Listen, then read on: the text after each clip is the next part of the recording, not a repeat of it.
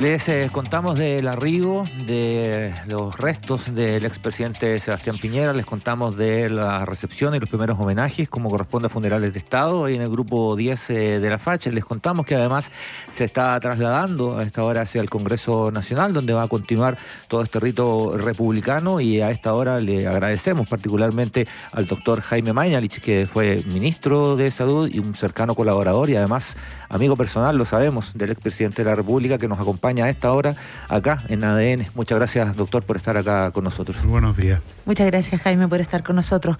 Obviamente, partir preguntándole cuál es el primer recuerdo que se le viene de Sebastián Piñera en momentos como estos. Hace pocos días fuimos con él y la Cecilia a ver Oppenheimer. Me recuerdo cómo él comentaba la impresión de, si han visto la película, ¿no es cierto?, de la luminosidad que produce el estallido de esta primera bomba atómica y el lapso que se produce hasta de silencio, y la convicción que me transmite él de que la gente que se levanta, que ha asistido ahí en el suelo, en un búnker, tiene la noción que el mundo ha cambiado para siempre. Era muy grato conversar con él porque era un hombre de mucho mundo, de mucha cultura, de mucha historia. Es muy lamentable su pérdida. Y lo que estamos viendo ahora es una cosa importante para Chile, es una manifestación del Estado. O sea, tenemos conflictos, nos peleamos, pero somos Chile. Y cuando vemos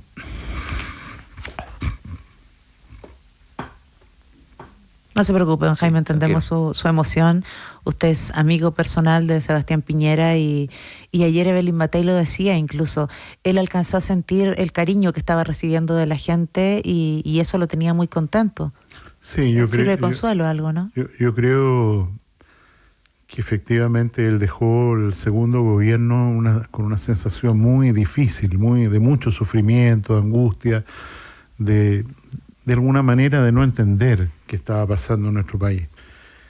Y en los últimos meses yo lo vi renacer, renovarse, rejuvenecer, tomar entusiasmo de nuevo, considerar que se estaba haciendo algo de justicia a su rol. O sea, si hay algo destacable en don Sebastián Piñera, es su rol como jefe de Estado, o sea, el ponerse al servicio de las personas, el usar el Estado para el bien común en todo momento, sin descanso, sin piedad consigo mismo, en realidad, con una intransigencia, una exigencia y una resiliencia. Don Sebastián no era rencoroso, que es una virtud muy rara en el mundo, entre nosotros por lo menos. O sea, era capaz de perdonar, de saludar de nuevo, de buscar mejorar la relación con alguien que podría haber él ofendido, que podría haberlo ofendido a él. No había rencor, y en ese sentido creo que la historia va a reconocer su rol como, insisto, jefe de Estado en un periodo extraordinariamente difícil, por así decirlo, el inicio del siglo XXI, que va a ser un siglo duro para la humanidad, enfrentando desafíos que ningún otro habría sido capaz de hacer, desde el rescate de los mineros, la recuperación del terremoto, el crecimiento económico, el empleo, el postnatal de 6 meses, en fin, los programas en torno a la diversidad de género, son cosas muy relevantes que hay que recordar. Y por supuesto, lo que más cercano para mí, la lucha contra la pandemia y todo lo del estallido social, su preocupación por las víctimas civiles en el propio estallido, son cosas que yo recuerdo vivamente. Doctora, hay una faceta política, ¿no?, pública. Estamos todos, los que vivimos en este país, obviamente conocemos, pero hay una faceta privada que no conocemos tanto, ¿no? ¿Qué se puede destacar de esa faceta privada a la que usted sí tuvo acceso por décadas, digamos?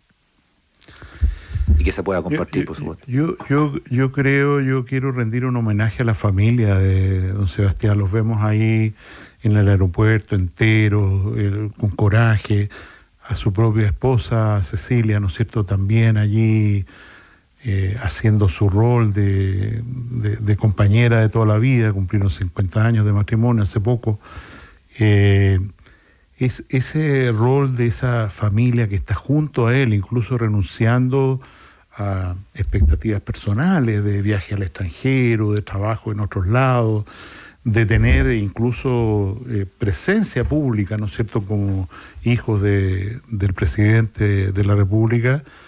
Yo creo que es una cosa muy destacable y realmente la casa de ellos era la casa de una familia llena de nietos, abuelos a cuatro patas, juegos, adivinanza. O sea, hay una perspectiva ahí que evidentemente no es pública, pero que a mí me llamó siempre profundamente la atención. O sea, ir a conversar con él un día domingo en la mañana y ver que todos andan revoloteando por ahí, que es una cosa con absolutamente su sentido del humor a toda prueba, la capacidad de jugar. Yo creo que realmente él era una persona muy virtuosa y tuvimos una gran suerte, independiente de las consideraciones de políticas, de que él haya aceptado ser presidente de la República sin ninguna necesidad de hacerlo en 2 periodos tan duros para el país.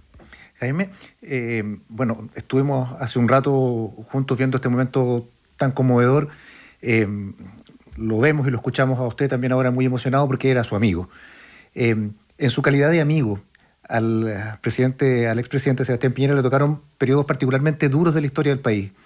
Es el presidente que reconstruyó el país después del terremoto, es el presidente que también estuvo a cargo de sacar a 33 hombres que estaban sumergidos bajo la tierra, pero también es el presidente que tuvo que enfrentar un estallido social, también es el presidente que tuvo que enfrentar una pandemia mundial. ¿Cómo era esa persona con la que usted convivía día a día y enfrentaba finalmente todos estos desafíos? ¿Cómo se vivía esa cotidianeidad de saber que estaban enfrentando trances tan complejos para la historia de millones de chilenos, tan complejos para la historia del país?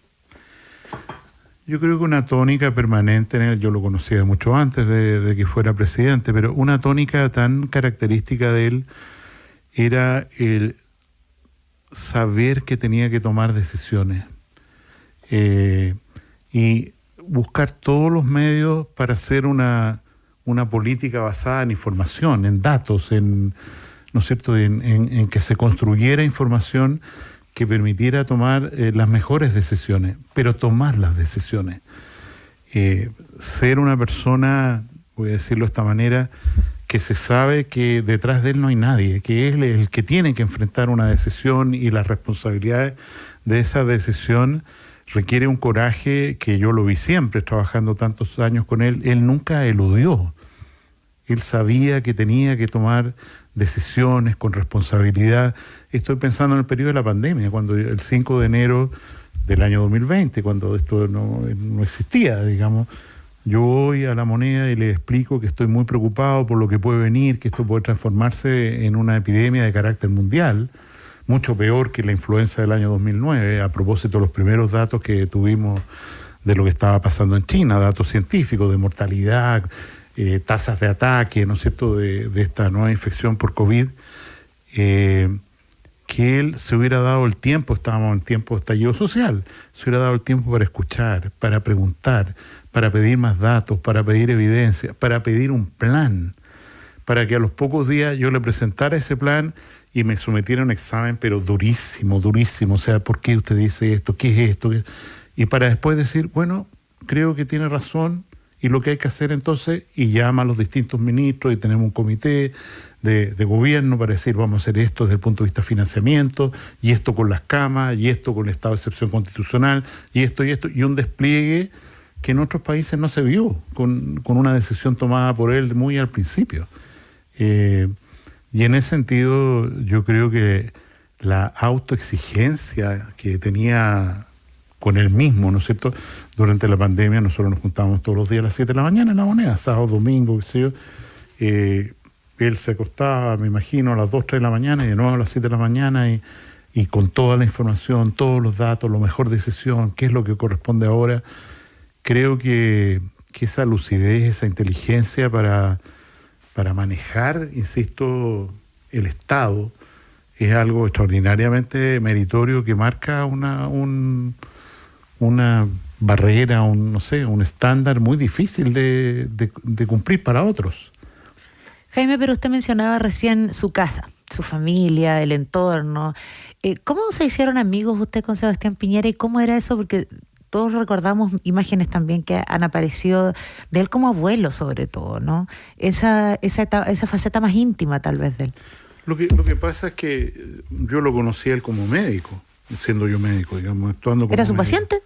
Entonces, efectivamente, a propósito de muchos años atrás, en la década del 90, a propósito de unos chequeos médicos, porque él era una persona absolutamente sana, digamos. Sus exámenes ahora de noviembre para la licencia de piloto estaban completamente perfectos, en todos sentidos. Y en ese contexto, digamos, se estableció una relación primero médico-paciente, que es una relación de gran confianza.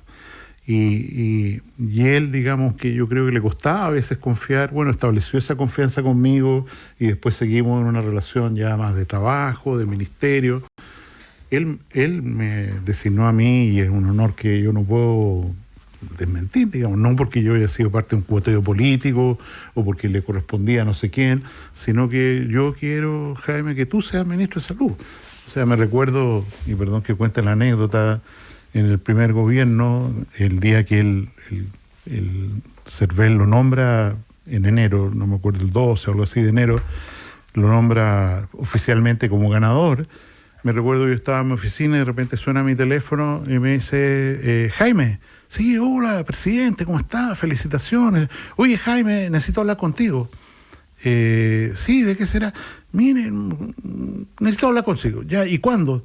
Ahora. ¿Y cómo ahora? Sí, estoy acá abajo en el auto, lo estoy esperando. Te estoy esperando en ese tiempo, te estoy esperando.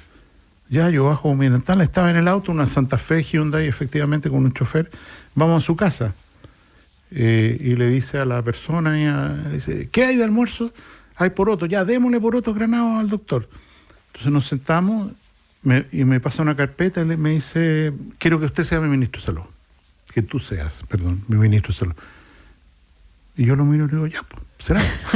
yo había trabajado con él en el grupo Tantao, con los grupos de programa de la primera candidatura que ganó la presidenta Michelle Bachelet. Entonces esto no era una cosa, digamos, del improvisar. Pero insisto, era yo quiero que tú seas. No es... Y el respaldo de él durante todo, para cosas durísimas, durante el primer y segundo gobierno fue absoluto. O sea, si usted lo cree así, hágalo así. Si usted cree que hay que cerrar la planta Freirina, tiene que cerrarla, pues, es su deber, ministro. Entonces, yo estoy tremendamente agradecido de él porque me dio una oportunidad en la vida que de ninguna manera podría haber tenido. Doctor, usted dijo, cuando comenzamos esta conversación y lo veíamos viendo la llegada, ¿no?, del féretro que traía la familia y los restos del expresidente, que había ciertos gestos que nos hacían bien como Estado, ¿no?, como país.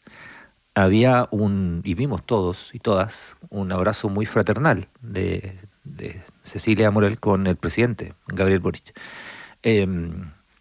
Me imagino que se refiere a ese tipo de cosas, ¿no? Ahí fue más que un pésame, que evidentemente está, uno podía distinguir un respeto, pero también, insisto en la palabra, una fraternidad en ese caso. ¿Cómo lo ve usted? Y si efectivamente se refiere a ese tipo de gestos. O sea, yo creo que nosotros hemos configurado la historia, nuestros antepasados, una república extraordinariamente sólida, muy meritoria, muy distinta a lo que ha ocurrido en otros países latinoamericanos. Y en ese sentido, cuando ocurrió el estallido social, cuando el presidente dejó su segundo gobierno, yo veía esta sensación de abrumamiento de que la patria estaba sufriendo, ¿por qué ocurre esto?, ¿no es cierto? Y al contrario, como ya dije, durante los últimos años lo vi de nuevo asomarse, pero más que en una faceta política contingente, en una perspectiva mucho más de estadista, de buscar el bien común.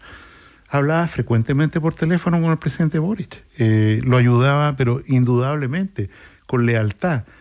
estaba convencido de que él podía jugar un rol, no como nuevo candidato presidencial, que no quería ser de ninguna manera, sino estructurando, ¿no es cierto?, una plataforma política que fuera buena para el país. Y en ese sentido, insisto, yo creo que lo que estamos viendo y vamos a vivir estos días, de alguna manera nos debe hacer reflexionar en que hay un patrimonio que cuidar, un patrimonio nacional, un patrimonio de país que podemos enervarnos de repente por cosas que son muy importantes, lo que se quiera, pero no podemos perder estas formas de respeto republicano, de solidaridad. O sea, en esta que a mí me mencionó hasta las lágrimas. Pero está bien emocionarse, pues Jaime, si es su amigo. Ver al presidente y la primera dama al lado, abrazados. Son gestos democráticos, además, ¿no? Del país que necesitamos. Claro. Eso es. Lo que usted comentaba, ¿no? Este respeto. Después podremos separarnos, votar por quien uno quiera, con quien estime conveniente, por eso se llama democracia y la defendemos, además, desde el lugar que sea. O sea, yo creo que hay una coincidencia curiosa entre el alejamiento político del expresidente don Ricardo Lagos, un gran estadista, y esto que estamos viviendo hoy día con el presidente Piñera.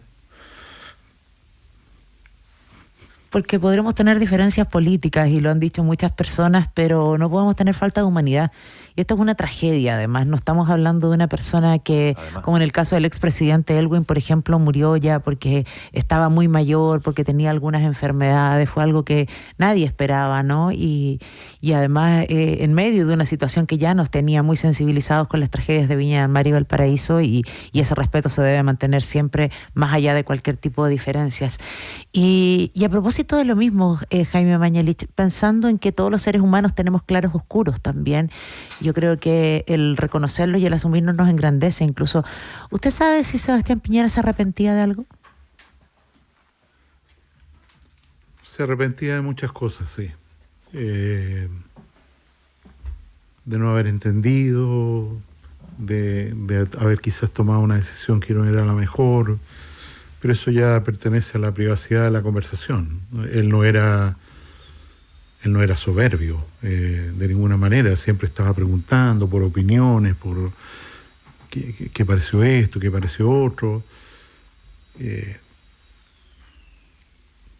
Pero creo que él creció como un estadista de marca mayor, y es lo que, insisto, es lo que hay que retener de lo que nos está pasando, porque, insisto, todo esto que nos ocurre en este tan difícil inicio del año, incluido el alejamiento del presidente Lagos, incluido los incendios y la solidaridad mostrada a propósito de eso, lo que ocurre hoy día con el fallecimiento lamentable de don Sebastián Piñera, nos tienen que hacer reflexionar qué queremos como país, para dónde vamos, cómo no podemos ser capaces de dar cada uno, como él lo hizo, lo mejor posible, ¿no es cierto?, por los otros. Bueno, de hecho se dice que en sus últimas horas estaba organizando con sus cercanos algún tipo de campaña para poder apoyar a la gente de Viña y Valparaíso.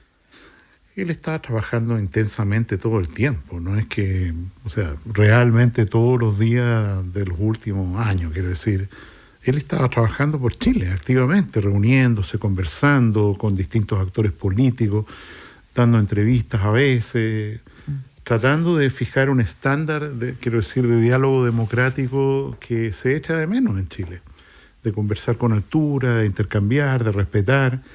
Yo creo que es muy notable ese aspecto de la personalidad de él, de no odiosidad, de realmente darle al otro el espacio y incluso, como digo, sin ánimo de venganza, sin nada, porque en algunos momentos él fue muy maltratado, de forma muy agresiva, muy injusta, en mi opinión, y sin embargo, sin resentimiento, aquí estamos de nuevo adelante ayudando. Bueno, fue Cecilia Morel, recordemos que durante el estallido dijo vamos a tener que compartir los privilegios, tal vez una de las primeras personas del sector que lo entendió, ¿no? Así es. ¿Qué recuerda de esos momentos? Bueno, yo creo que Cecilia es mucho más que una primera dama, el rol de ella en el gobierno, en los gobiernos, en la vida política de don Sebastián Piñera es monumental. Y en ese sentido su liderazgo, la contención, el ser cable a tierra para don Sebastián es un rol muy importante. La lealtad de esa mujer es una cosa heroica. Probablemente la persona a la que él más escuchaba, me imagino, ¿no? Es la que más escuchaba y ella era bien estricta con él. O sea, no hagas esto, ¿por qué hiciste esto otro? ¿Por qué? O sea, y él escuchaba y bueno, reclamaba un poco, pero hacía caso. Ella tenía, insisto, él la necesitaba de verdad. No es una impostura, una figura decorativa, la necesitaba de verdad para llevar adelante los proyectos de vida de ellos juntos, desde que se casaron en el año 73. Jaime, me llama la atención, usted lo conocía muchísimo, hace muchísimos años, tenía la confianza de la relación que se establece entre el médico y el paciente, pero usted, ahora cada vez que menciona su nombre, usted habla de don Sebastián. ¿Eso tiene que ver con una suerte de trato interno o es solamente una señal de respeto que quedó instalada a partir de que él fue elegido presidente? O sea, a mí me costó mucho pasar del tú al usted y evidentemente en la relación frente a otros ministros, qué sé yo, era muy impropio tutearlo. Así lo sentía yo y bueno, yo me acostumbré a usted y creo que él ha pasado con sus claroscuros, lo que se quiera, a la historia de Chile como don. O sea, a Patricio Aylwin nadie le dice el expresidente, dice don Patricio Aylwin. O sea, es un estatus, perdón, no oficial. Con suerte don Pato. Claro, pero es un estado, sí, es como, sí. Perdón que haga el recuerdo, en la escuela de medicina, a los médicos que nos enseñaban, nosotros los tratábamos de doctores, después profesor, y después pasaban a ser don. Y eso culturalmente es otro estatus de reconocimiento, de agradecimiento, y creo que desde su fallecimiento ayer, el expresidente Sebastián Piñera ha pasado a ser realmente don Sebastián Piñera. Jaime, ¿usted alguna vez voló con Sebastián? Sí. ¿Sí? Sí. Se dieron sus paseitos por ahí. Sí, me recuerdo, la primera vez que volamos fue cuando él tomó la decisión de ser candidato a presidente la primera vez. Y me llamó, me dijo, mira, quiero volar, ya, y quiero conversar una cosa contigo, ya, he conversado. Salimos a volar, vi todo bien, y cuando aterrizamos me dijo, mira, sentémonos aquí un rato. Y me confesó que tenía ánimo de presentarse a una candidatura presidencial. Y me preguntó por la opinión. ¿Por qué me pregunta a mí? Que si usted tiene partido político, usted tiene una historia. No, me interesa saber qué piensas tú. ¿Qué piensas tú? ¿Yo debería tomar esto? ¿No debería tomar esto? Yo le dije, si usted tiene, el bichito adentro, tiene que tomarlo, no tiene vuelta. Es una cosa que no tiene, usted no puede decir que no, se cree que es su camino. Quien tiene una misión tiene que hacerla. ¿Y qué cree que pasó ayer? No, yo no me quisiera especular. Sabemos por el Instituto Médico Legal que él no alcanzó a salir por circunstancias que se establecerán del helicóptero y se hundió con el helicóptero y murió ahogado. Pero no quisiera especular de cosas que no tengo información, no me corresponde. Doctor Jaime Mañalich, muchas gracias por haber estado con nosotros en ADN. Gracias a ustedes por la oportunidad. Doctor, muchas gracias. Doctor. ¿Nos despedimos? Nos despedimos. Vienen los servicios informativos, ¿no? Continuamos acá en ADN y nos vemos